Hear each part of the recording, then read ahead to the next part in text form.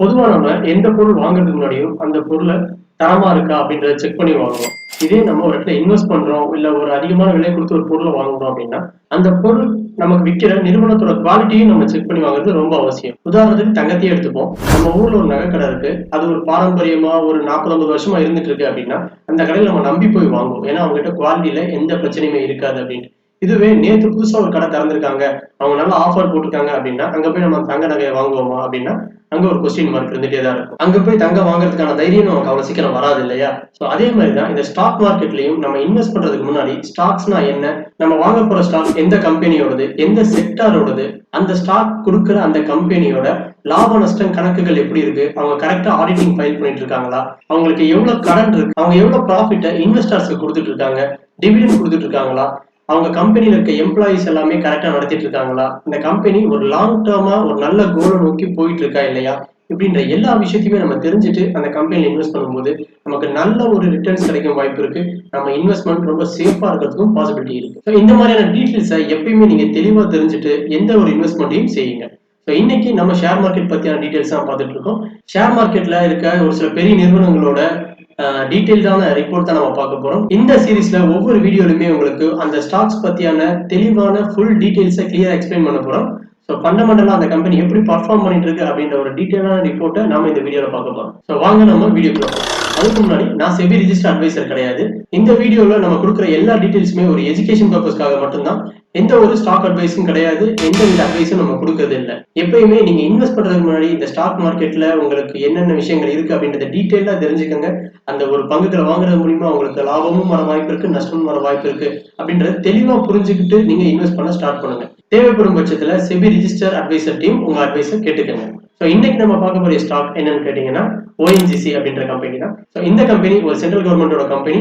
இந்த கம்பெனியோட market capital, அதாவது இந்த கம்பெனியோட மொத்த சொத்தோட மதிப்பு அப்படின்றது என்னன்னு பார்த்தீங்கன்னா 3,35,352 கோடி மார்க்கெட் கேபிட்டலோட இந்த ஸ்டாக்ஸ் இருந்துகிட்ருக்கு.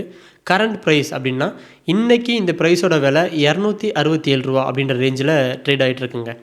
52 வாரங்களில் ஒரு வருஷத்தில் அதிகபட்சம் இந்த ஸ்டாக்ஸ் 223 ரூபா வரையும் குறைஞ்சிருக்கு. அதே மாதிரி 345 ரூபா வரையும் அதிகமாக ட்ரேட் ஆகிருக்கு.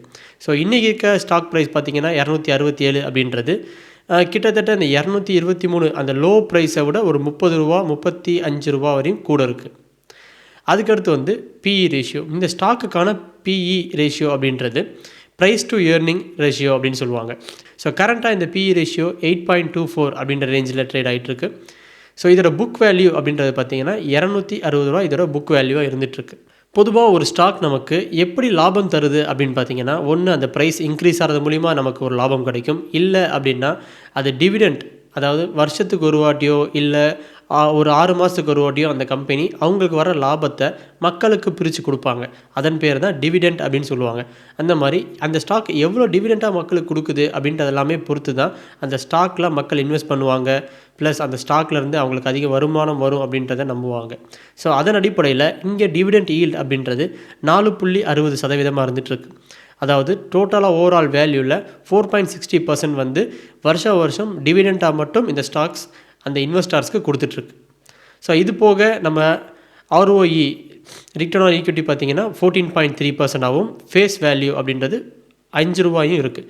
அதாவது ஃபேஸ் வேல்யூ அப்படின்னா என்ன அப்படின்னு கேட்டிங்கன்னா, ஒரு ஸ்டாக்குக்கு ரியல் வேல்யூ, ஃபேஸ் வேல்யூ அப்படின்னு ஒரு 2 விஷயங்கள் இருக்குங்க. முதல்ல இந்த ஸ்டாக்கை பப்ளிக் இஷ்யூவாக பண்ணும்போது மக்கள்கிட்ட விற்கிறதுக்கு வரும்போது அந்த ஸ்டாக்கோட நிறுவனம் ஒரு ஸ்டாக்குக்கான ப்ரைஸ் இதுதான் அப்படின்னு சொல்லி ஃபிக்ஸ் பண்ணியிருப்பாங்க. அந்த ப்ரைஸ் 10 ரூபாயாக இருக்கலாம், 5 ரூபாயாக இருக்கலாம், 1 ரூபாயாக இருக்கலாம். இதோட ஃபேஸ் வேல்யூ 5 ரூபா. அதாவது ஒரிஜினலாக இந்த கம்பெனி இந்த ஸ்டாக்குக்கு இந்த ஷேருக்கு உரித்தான விலை அப்படின்னு சொல்லி ஃபிக்ஸ் பண்ணியிருக்கிறது 5 ரூபா தான். ஆனால் இதோட மார்க்கெட் வேல்யூ பார்த்தீங்கன்னா 267 ரூபா. கிட்டத்தட்ட 50 மடங்கு இதோட விலை வந்து ஃபேஸ் வேல்யூ விட அதிகமாக இருக்குது. பார்த்தீங்களா? ஸோ மக்களுக்கு 5 ரூபா இருக்க பொருளை 267 ரூபா கொடுத்து வாங்கினாலும் இது ஒர்த்து தான் அப்படின்னு நினைக்கிறாங்க. அதனால அந்த ப்ரைஸ் இருந்துகிட்ருக்கு. ஸோ இதுதாங்க ஃபேஸ் வேல்யூக்கும் ரியல் வேல்யூக்கும் இருக்க வித்தியாசம். பெரும்பாலான ஸ்டாக்ஸில் ஃபேஸ் வேல்யூவும் ரியல் வேல்யூவும் சேமாக இருக்காது. ஏன்னா மார்க்கெட்டில் அந்த கம்பெனி மேலே இருக்க நம்பிக்கை ப்ளஸ் அவங்க எவ்வளோ ப்ராஃபிட்ஸ் தராங்க இதை பேஸ் பண்ணி மக்கள் அதை வாங்குறதுக்கு ஆர்வமாக முன்னாடி வருவாங்க. ஸோ அப்படி ஆர்வமாக வரும்போது குறிப்பிட்ட ஸ்டாக்ஸ் இருக்கிற அந்த ஸ்டாக்ஸை யார் அதிகமான ப்ரைஸில் கேட்குறாங்களோ அவங்களுக்கு தான் வந்து இந்த எக்ஸ்சேஞ்ச் போர்டு கொடுப்பாங்க. அப்படின்றபோது மேக்ஸிமம் யார் அந்த ப்ரைஸை கேட்டிருக்காங்களோ அவங்களுக்கு அது கொடுப்பாங்க. அந்த ப்ரைஸ்லேருந்து ஸ்டாக் மார்க்கெட்டில் இந்த ஷேர் ஆனது மேலேயோ இல்லை கீழேயோ ட்ரேட் ஆக ஆரம்பிக்கும். ஸோ இதுதான் face value and real value அப்படின்றதுக்கான வித்தியாசமே. ஸோ அடுத்தது இந்த கம்பெனியோட ப்ரைஸ் எப்படி இருந்திருக்குன்றதை நம்ம பார்ப்போம். ஸோ பிப்ரவரி 2020 இந்த ஸ்டாக்ஸ் 104 ரூபாயா ட்ரேட் ஆயிருக்கு. நவம்பர் 2020 72 ரூபாயா குறைஞ்சிருக்கு. அதுக்கப்புறம் ஆகஸ்ட் 2021 ஆகஸ்ட்டில் 116 ரூபாயா இந்த ஸ்டாக்கோட ப்ரைஸ் அதிகமாக இருக்குது. மே மாதம் 2022 166 ரூபா 95 காசுகளாக இந்த பங்கு வர்த்தகமாகிட்டு இருந்துச்சு. ஸோ அடுத்ததாக பிப்ரவரி மாதம் 2023 பார்த்தீங்கன்னா 146 ரூபா அப்படின்ற ரேஞ்சில் ட்ரேட் ஆகிட்டு இருந்துச்சு. ஸோ அடுத்து நவம்பர் 2023 190 ரூபாயாகவும் ஆகஸ்ட் 2024 ஒரு நல்ல பீக்குக்கு போயிருக்கு. ஸோ கிட்டத்தட்ட பார்த்தீங்கன்னா 331 ரூபா 60 காசு அப்படின்ற ரேஞ்சில் ட்ரேட் ஆயிடுச்சு. ஸோ இப்போ கடைசியாக ரீசெண்டாக பார்த்தீங்கன்னா நம்ம ஆல்ரெடி பார்த்த மாதிரி 266 ரூபா 57 காசு அப்படின்ற மாதிரி ரேஞ்சில் ட்ரேட் ஆகிட்டுருக்கு. ஸோ ஒரு நல்ல ஹைக்கு அப்புறம் ஒரு சின்ன ட்ராப் கொடுத்துருக்காங்க இந்த ஸ்டாக்ஸில். அடுத்ததாக இதோட பிஇ ரேஷியோ நம்ம பார்ப்போம். ஸோ லாஸ்ட் 5 இயர்ஸ்க்கு இந்த டேட்டாவை நம்ம பார்த்துட்ருக்கோம். ஸோ இந்த டேட்டாவில் அந்த பிஇ ரேஷியோ எவ்வளோ இருந்திருக்கு அப்படின்னு பார்த்தீங்கன்னா பிப்ரவரி மாதம் 2020 பார்த்தீங்கன்னா இதோட பிஇ ரேஷியோ 5.6 அப்படின்ற மாதிரி இருந்திருக்கு. அதே நேரத்தில் இபிஎஸ் ஏர்னிங் பெர் ஷேர் 16 ரூபா 46 காசா ஒரு ஷேருக்கு அதோட ஏர்னிங்ஸ் இருந்திருக்கு. அதே மாதிரி நவம்பர் மாதம் 2020 பார்த்தீங்கன்னா பிஇ ரேஷியோ 9.9 அப்படின்ற ரேஞ்சில் இருந்திருக்கு. அதோட ஏர்னிங்ஸ் பெர் ஷேர்ஸ் இபிஎஸ் வந்து பார்த்தீங்கன்னா 7.2 அப்படின்ற ரேஞ்சில் இருந்திருக்கு. ஆகஸ்ட் மாதம் 2021 பார்த்தீங்கன்னா இதே இபிஎஸ் ஏர்னிங் பெர் ஷேர் 11.2 அப்படின்ற ரேஞ்சில் இருந்திருக்கு. அதோட பிஇ ரேஷியோ 14.7 அப்படின்ற ரேஞ்சில் ட்ரேட் ஆகிட்டு இருந்துச்சு. ஸோ அதுக்கப்புறம் மே மாதம் 2022 இதோட பிஇ ரேஷியோ 5.3 இருந்துட்டு இருந்துச்சு. அந்த டைமில் ஏர்னிங்ஸ் பெர் ஷேர் பார்த்தீங்கன்னா 28.78 அப்படின்ற ரேஞ்சில் இருந்துட்டு இருந்துச்சு. பிப்ரவரி மாதம் 2023 இபிஎஸ் அதாவது ஏர்னிங் பெர் ஷேர்ன்றது 38.1ஆகவும் அதோட பிஇ ரேஷியோ 4.1ஆகவும் இருந்துட்டு இருந்துச்சு. ஸோ கண்டினியூஸாக அதுக்கப்புறம் பார்த்தீங்கன்னா அந்த பீக் இருந்த டைமில் ஆகஸ்ட்டில் பார்த்தீங்கன்னா ஏர்னிங்ஸ் பெர் ஷேர் 32 ரூபா 21 காசாகவும் பிஇ ரேஷியோ 10.3ஆகவும் இருந்துட்டு இருந்துச்சு. இப்போ ரீசெண்டாக 8.2 அப்படின்ற ரேஞ்சில் இந்த பிஇ ரேஷியோ இருந்துகிட்ருக்கு. ஏர்னிங்ஸ் பெர் ஷேரும் 32.34 அப்படின்ற ரேஞ்சில் ட்ரேட் ஆகிட்டு இருக்கு. ஸோ இந்த கம்பெனி அவங்களோட காம்படிட்டர்ஸ் கம்பெனியாக இருக்கக்கூடிய இதே செக்டாரில் இருக்கக்கூடிய மற்ற கம்பெனியோட கம்பேர் பண்ணும்போது என்ன மாதிரியான ரிசல்ட்டை கொடுத்துருக்கு அப்படின்றது தான் இந்த வீடியோவில் நம்ம பார்க்க போகிறோம். அப்படி இந்த பங்குகளை இதே செக்டாரில் இருக்க மற்ற கம்பெனிகளோட நம்ம கம்பேர் பண்ணி பார்க்கும்போது கரண்ட் ப்ரைஸ் அப்படின்றது இந்த ஓஎன்ஜிசிக்கு 266 ரூபாயா இருந்துகிட்ருக்கு. ஆயில் இண்டியாவோடது 474 ரூபாயா இருந்திருக்கு. கிட்டத்தட்ட டபுளாகவே இதோட ப்ரைஸ் இருந்துகிட்ருக்கு. பிஇ ரேஷியோ பார்த்தீங்க அப்படின்னா 8.24 இது இருந்துகிட்ருக்கு. ஆனால் ஆயில் இண்டியாவோடது 9.25 கொஞ்சம் கூடவே இருந்துகிட்ருக்கு.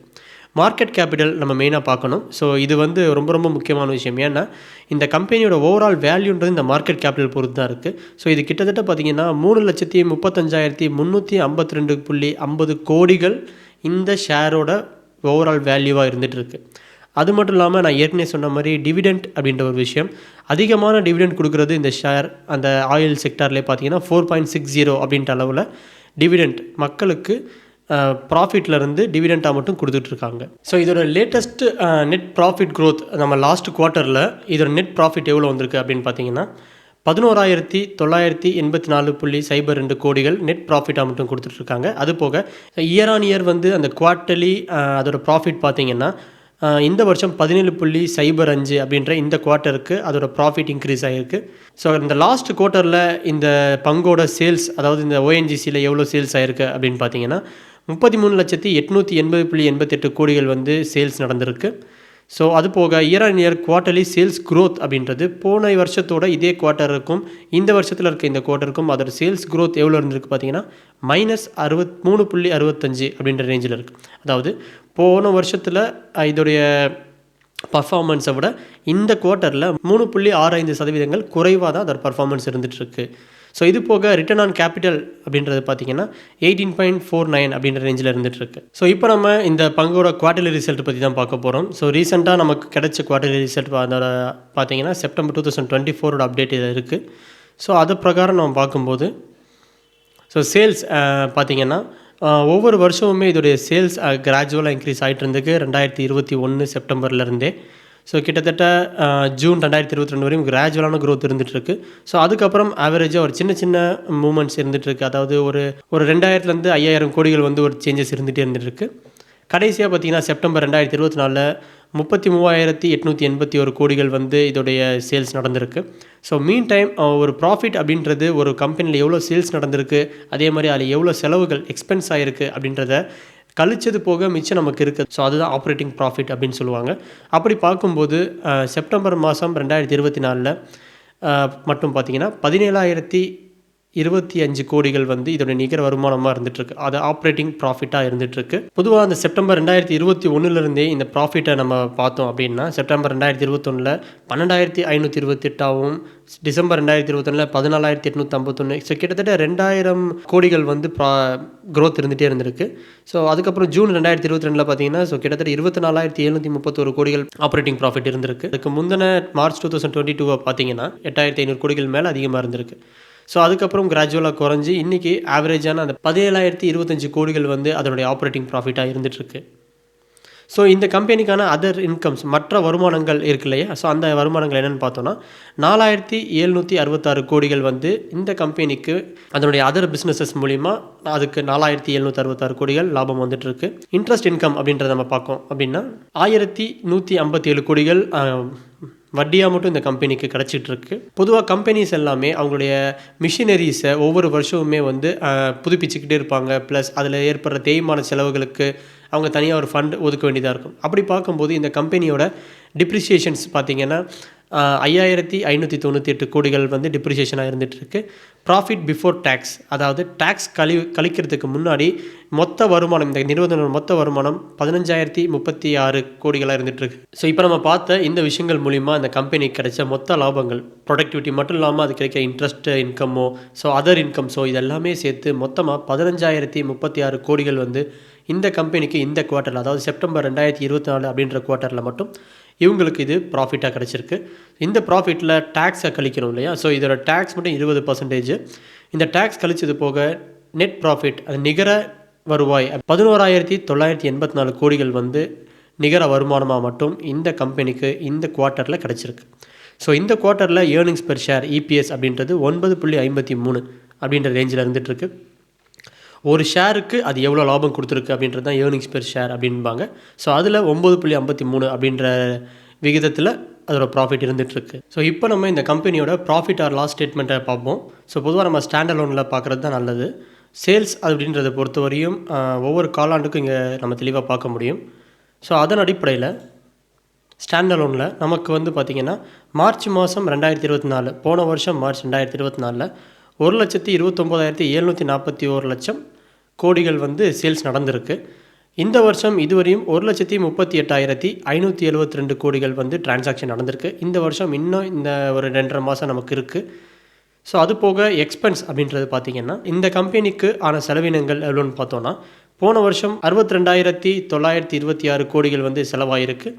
இந்த வருஷம் இதுவரையும் 73,347 கோடிகள் செலவாயிருக்கு. ஸோ அதோடைய சேல்ஸ் இன்க்ரீஸ் ஆன மாதிரியே செலவுமே இன்க்ரீஸ் ஆகிருக்கு. ஸோ கிட்டத்தட்ட சேல்ஸ்லேருந்து அதோடய செலவினங்கள் கழித்து நம்ம பார்த்தோம் அப்படின்னா ஆப்ரேட்டிங் ப்ராஃபிட் அப்படின்றது போன வருஷம் மார்ச் 2024 அந்த வருஷத்தோட எண்டில் 66,815 கோடிகள் வந்து அதோடைய ஆப்ரேட்டிங் ப்ராஃபிட்டாக இருந்திருக்கு. அந்த ஆப்ரேட்டிங் ப்ராஃபிட் அதனுடைய முந்தின வருஷத்தை விட கம்பேர் பண்ணி பார்க்கும்போது கிட்டத்தட்ட ஒரு 8,000 கோடிகள் வந்து குறைவாக தான் இருந்திருக்கு. ஸோ இந்த வருஷம் இப்போ நடந்துட்டு இருக்க வருஷத்தை பார்த்தோன்னா கிட்டத்தட்ட வந்து இது வந்து அதை ரீச் ஆயிருச்சு. இந்த லாஸ்ட் இயரில் என்ன நடந்துச்சோ அதனுடைய ஆப்ரேட்டிங் ப்ராஃபிட் அது கிட்டத்தட்ட நியர்பையாக வந்துருச்சு. ஸோ அடுத்தது நம்ம மற்ற இன்கங்கள் ப்ராஃபிட் பிஃபோர் டேக்ஸ் பார்ப்போமே. இந்த வருஷம் இதுவரையும் 52,463 கோடிகள் வந்து, அதாவது 52,463 கோடிகள் வந்து இதுவரையும் அதோட ப்ராஃபிட்டாக இருந்துகிட்டு இருந்திருக்கு. ஸோ போன வருஷம் அதோட டேக்ஸ் கழிச்சது போக 40,526 கோடிகள் வந்து அதனுடைய நிகர வருமானம் நெட் ப்ராஃபிட்டாக இருந்திருக்கு. இப்போது அது வேல்யூ ரீச் ஆயிடுச்சு. பட் டேக்ஸோட ரேட்டை நம்ம பொறுத்து தான் நம்ம ஃபைனலைஸ் பண்ண முடியும் இந்த வருஷத்தோட கடைசியில். காம்பவுண்ட் சேல்ஸ் க்ரோத், இந்த கம்பெனியோட சேல்ஸ் க்ரோத்து 10 வருஷத்துக்கு முன்னாடி இருந்த லெவலுக்கும் இன்றைக்கும் கம்பேர் பண்ணும்போது 10 வருஷத்துக்கு முன்னாடி இந்த கம்பெனி எந்த லெவலில் இருந்துச்சோ இன்றைக்கி கம்பேர் பண்ணும்போது வருஷத்துக்கு 5% அளவில் இதோட சேல்ஸ் க்ரோத் இருந்துகிட்ருக்கு. இதே நம்ம கடைசி 5 வருஷத்தில் இந்த கம்பெனியோட சேல்ஸ் க்ரோத்தை பார்த்தோம் அப்படின்னா வருஷத்துக்கு 3% வரையும் அதோடைய விற்பனை வந்து அதிகரிச்சிட்ருக்கு. கடைசி 3 வருஷத்தில் நம்ம கம்பேர் பண்ணோம் அப்படின்னா இந்த கம்பெனியோட சேல்ஸ் க்ரோத் அப்படின்றது 24% வரையும் அதிகமாகிருக்கு. ஸோ அடுத்ததாக நம்ம ரிட்டர்ன் ஆன் ஈக்விட்டி. ஸோ நமக்கு முக்கியமான விஷயமே இந்த ரிட்டர்ன் ஆன் ஈக்விட்டி தான். நம்ம எவ்வளோ அமௌண்ட் போடுறோம், அதுக்கு நமக்கு எவ்வளோ கிடைக்குது அப்படின்றது தான் முக்கியம். 10 வருஷத்துக்கு முன்னாடி இந்த ஸ்டாக்கில் ஒருத்தர் இன்வெஸ்ட் பண்ணியிருக்காரு அப்படின்னா வருஷத்துக்கு 13% அப்படின்ற அளவுக்கு இந்த ஸ்டாக் வருமானத்தை கொடுத்துருக்கு. அதே மாதிரி 5 வருஷத்துக்கு முன்னாடி ஒருத்தர் இந்த ஸ்டாக்கில் இன்வெஸ்ட் பண்ணியிருந்தாருன்னா அதே மாதிரி 13% தான் வருஷத்துக்கு அப்படின்ற லெவலில் வருமானம் கொடுத்துருக்கு. 3 வருஷத்துக்கு முன்னாடி, அதாவது இந்த கொரோனா டைமில் இந்த ஸ்டாக்கில் இன்வெஸ்ட் பண்ணியிருக்காங்க அப்படின்னா கடந்த 3 வருஷத்தில் ஒரு வருஷத்துக்கு ஆவரேஜாக 17% வரையும் வருஷத்துக்கு லாபம் கொடுத்துருக்கு இந்த பங்கு. ஸோ லாஸ்ட் இயரில் பார்க்கும்போது 14% இதோட லாபம் இருந்துகிட்ருக்கு. ஒரு ஷேருக்கு நமக்கு கிடைக்கிற ப்ராஃபிட். இந்த வீடியோவில் இந்த ஸ்டாக்கை பற்றியான ஒரு டீட்டெயில்டான அனாலிசிஸ் நம்ம பண்ணியிருப்போம். ஸோ ஃபண்டமெண்டலாக இந்த கம்பெனி எப்படி பர்ஃபார்ம் பண்ணிகிட்ருக்கு, அதோடைய லாபங்கள் எப்படி இருக்குது, ப்ளஸ் அதோடைய செலவினங்கள் எப்படி இருக்குது அப்படின்றத டீட்டெயிலாக இந்த வீடியோவில் நம்ம பார்த்தோம். நீ வரப்போகிற ஒவ்வொரு நாட்களையுமே புது ஸ்டாக்ஸை பற்றி எடுத்து அதோட ஃபண்டமெண்டல் அனாலிசிஸ் நம்ம பண்ண போகிறோம். இந்த வீடியோ கண்டிப்பாக உங்களுக்கு யூஸ்ஃபுல்லாக இருந்திருக்கும்னு நம்புகிறேன். ஸோ இது மாதிரியான கண்டினியூஸாக வீடியோஸ் நீங்கள் பார்க்குறதுக்கு நம்ம சேனலை சப்ஸ்கிரைப் பண்ணிக்கோங்க. ப்ளஸ் அந்த பெல் ஐக்கானும் கிளிக் பண்ணிக்கோங்க. அப்போ தான் நான் போகிற வீடியோ இமீடியட்டாக உங்களுக்கு ரீச் ஆகும்.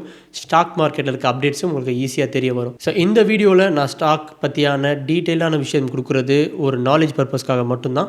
என்னுடைய வீடியோ எந்தவித ஸ்டாக் ரெக்கமெண்டேஷனும் கிடையாது, எந்தவித அட்வைஸும் கிடையாது. ஸோ நீங்கள் ஒரு ஸ்டாக்கில் இன்வெஸ்ட் பண்ணுறதுக்கு முன்னாடி அந்த ஸ்டாக்கை பற்றி டீட்டெயிலாக அனலைஸ் பண்ணி அதில் வர்ற லாப நஷ்டங்கள் உங்களை சேரும் அப்படின்றத நீங்கள் புரிஞ்சுக்கிட்டு இன்வெஸ்ட் பண்ணுங்கள். தேவைப்பட்டால் ஒரு நல்ல செபி ரிஜிஸ்டர் அட்வைசர்கிட்ட அட்வைஸும் கேட்டுக்கோங்க.